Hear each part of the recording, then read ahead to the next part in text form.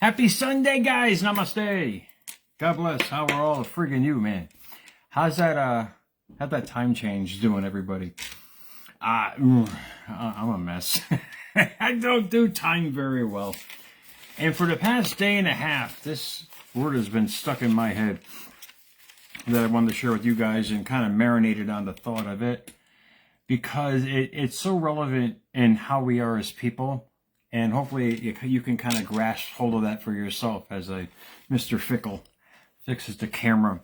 But Sunday, a lot of you guys are online, most likely watching games and then checking back into commercials. But guys, please follow me, Jerry Maldonado 2. I'm trying to jack on fewer shows, but with more powerful meanings, because I've been trying to get more information instead of just throwing on shows every single day.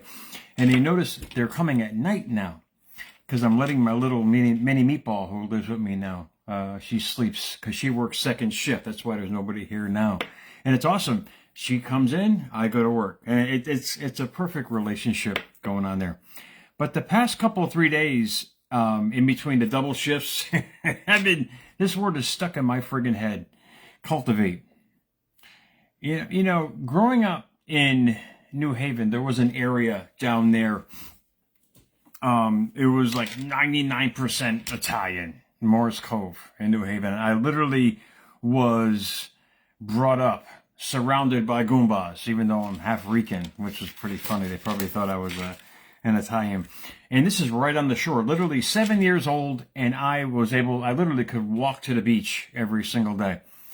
And what I remember so profoundly back then growing up, because we had nothing. I mean, we were like the poorest people in the neighborhood, literally. But back then, all the Goombas back then, everybody had two things in their yard growing up back then. And I remember to this day, they had the Virgin Mary, a statue of the Virgin Mary, and tomato plants.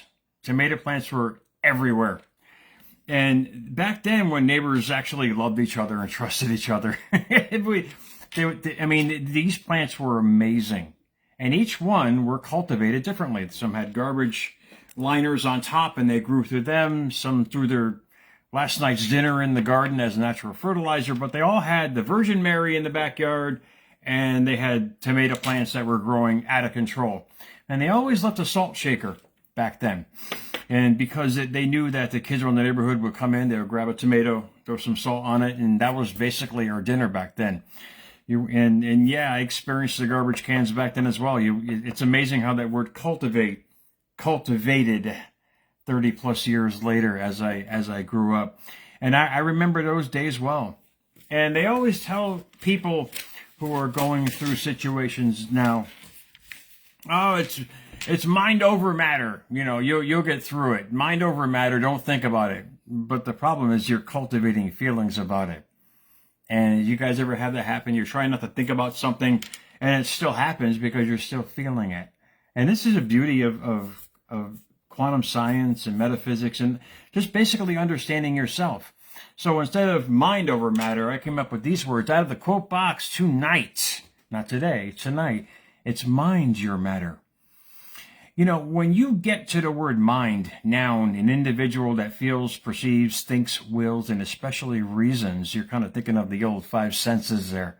And it's a great way to look at life. Next word is matter. Matter is the substance for which a physical object is composed. In other words, that mind thing that we got going on there, guys, that invisible force, that energy thing that's kind of going on, is creating that matter.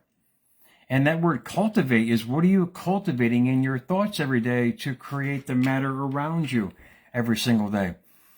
A lot of us have to reach the bottom in life to realize that we actually created that bottom with our thoughts about it. We cultivated this amazing sense of life through our constant thought about it. And cultivate is really cool. I actually gave an extra word for cultivate tonight, which is to prepare, to foster growth. Pretty sad, huh? To improve by labor, care, and or study, hence refine. What you constantly put your mind on, it doesn't matter, pardon the pun, what it is going to create that matter. So in essence, this should get you excited. It should get you inspired, knowing that what you focus on, you bring upon. Mind your matter. In other words, What are you cultivating every day? What are you consciously thinking every day? And when you grasp that for yourself, when you do that, how should we say that thought inventory of yourself, you're going to realize what you're bringing about in life. And I wrote this extra note on a post-it note. It's not mind over matter, but it's the mind that creates the matter. And if I would have known this 30 years ago, my goodness, what a world it would be. But I love the fact that I've experienced such hardship in so many ways. And I say that respectfully because most of you guys can't do that. You carry that, I get it. But the hardship for me, perhaps it was my precocious attitude about it. And I always wanted to learn something from it. Hence there, I expanded into the mind thing. And when you guys can grasp hold of what you're bringing every single day, you'll understand that you're cultivating that matter in your life. So instead of mind over matter, guys, realize it's mind your matter. Hence, understand what you're thinking every day.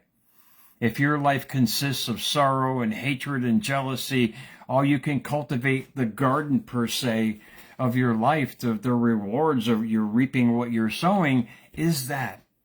If your thoughts of peace and good health and abundance in all you do, no matter what, and you cultivate that all day, expect you sow those, in essence, those seeds in your life. And when people are starting to grasp this now, I see it all over my posts on Facebook. I think it's friggin' awesome.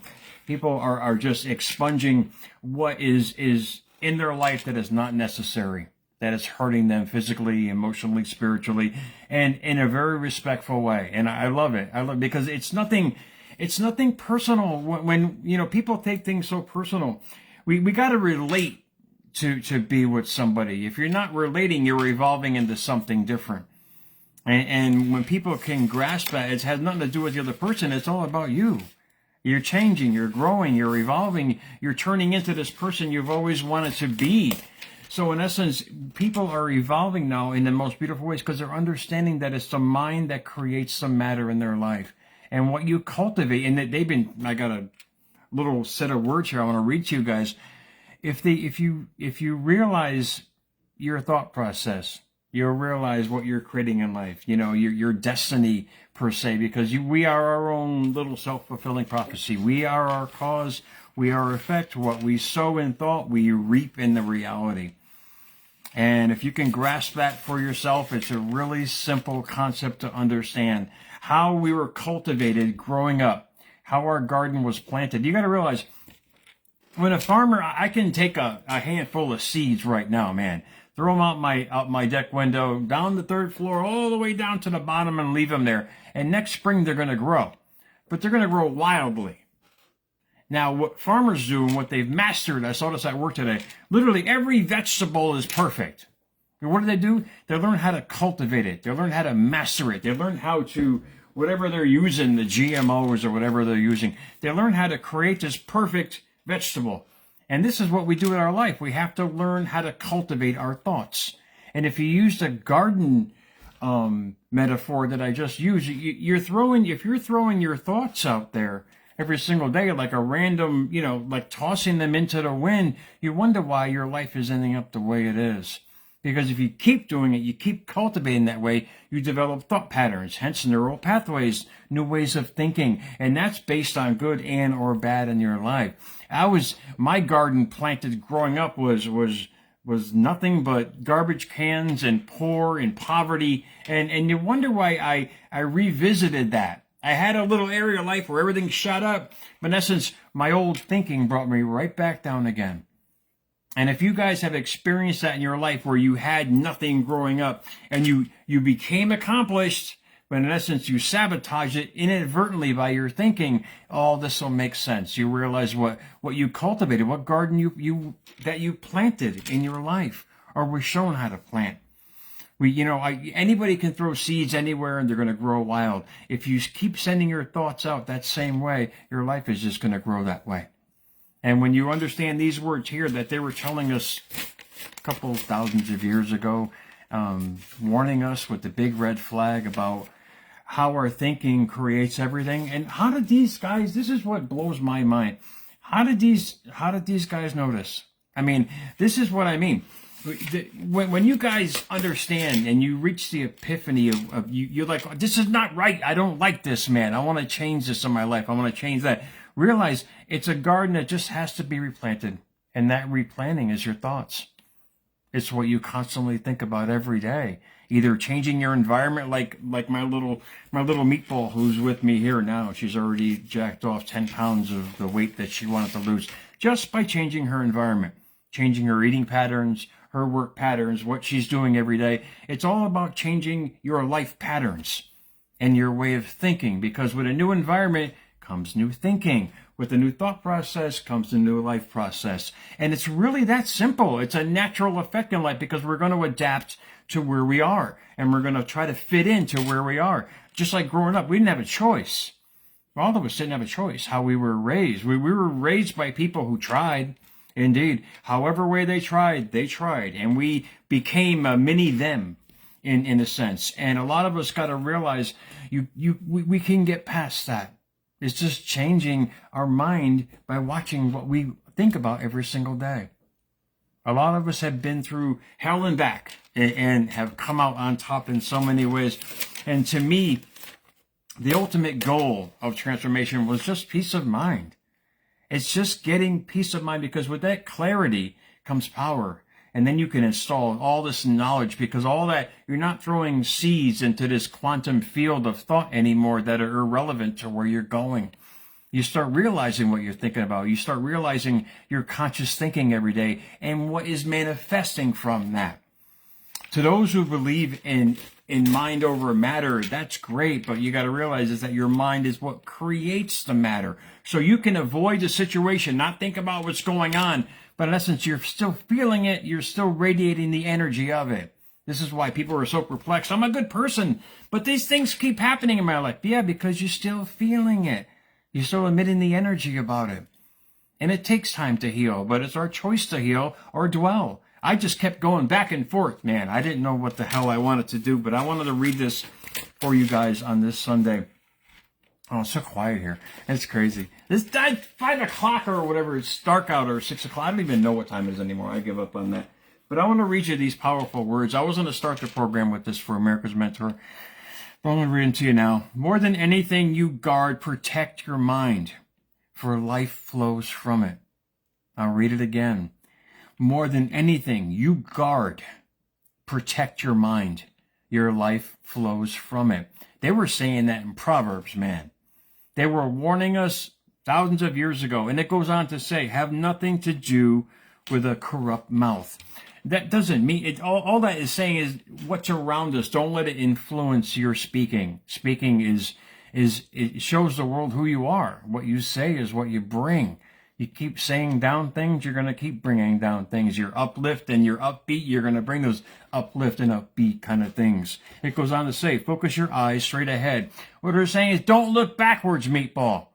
Windshield of a car is really big so you can see the panoramic view of where you're going in life. That should be your focus in life. The guy who invented the rear view mirror made it very small. It's just to glance at to make sure you're safe. That's all we should be doing in life. It's a lesson that I learned, a lesson that I practice, and keep practicing every day, because evolution is a process. Your thought process creates everything out there. And it goes on to say, keep your gaze on what's in front of you. Indeed, it's a great metaphor to live by. You're looking forward, you're going to move forward. You're looking backwards, you're going to keep going backwards. It's really simple, guys. It's really simple. You choose your destiny by where you're focusing your energy. You choose where you're going by what you're looking at every single day. You keep looking backwards, all you can create is more of the backwards. And this was a hard lesson for me, but I you know me, Mr. Precocious, I like to learn stuff like that. I really do. I love learning, but sadly I had to learn the hard way, man, in a lot of ways. And it finalizes, it ends with this. Watch your feet on the way, and all your paths will be secure. In other words, watch where you're going. Understand, be conscious of what you're thinking about every day. And your path is going to be made for you. It's the most beautiful rendition of words I think I've ever read. I'm going to read the whole thing straight through without my commentary in between, man. So you guys get a gist on what's going on here. This is not a Bible. This is not Bible study, meatball. This is you understanding who you are. This is you understanding what you're creating in life. And I'll go on to say, more than anything you guard, protect your mind, for life flows from it.